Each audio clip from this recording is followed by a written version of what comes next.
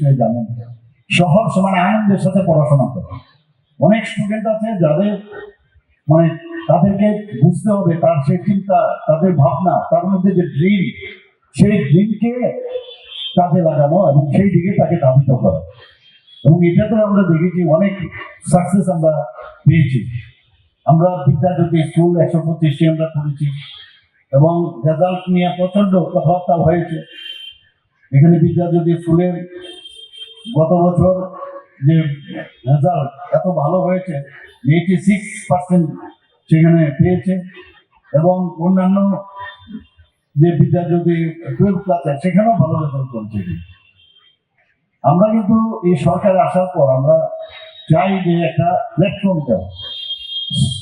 স্টুডেন্টদের যদি প্ল্যাটফর্ম না দিই তাহলে তারা যাবেটা কোথায়? সুপার 30 প্রকল্প আমরা করেছি, সেখানে মানে আইআইটি, এমবিবিএস, এনআইটি বিভিন্ন জায়গায় 8 জন, 12 জন, 13 জন পর্যন্ত সেখানে সুবিধা পেয়েছে। সুপার 30 প্রকল্প আমরা শুরু করেছি।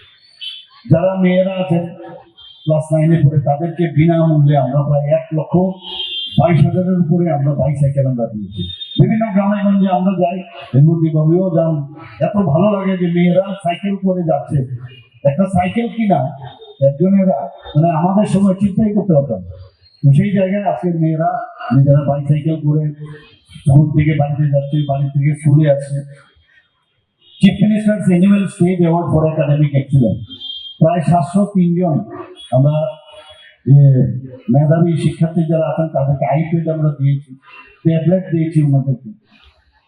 এবং এইভাবে একের পর এক আমরা বিভিন্ন যেসব স্টুডেন্টদের জন্য আমরা 1385টি বিদ্যালয়ে আইসিটি প্রকল্প চালু করেছি।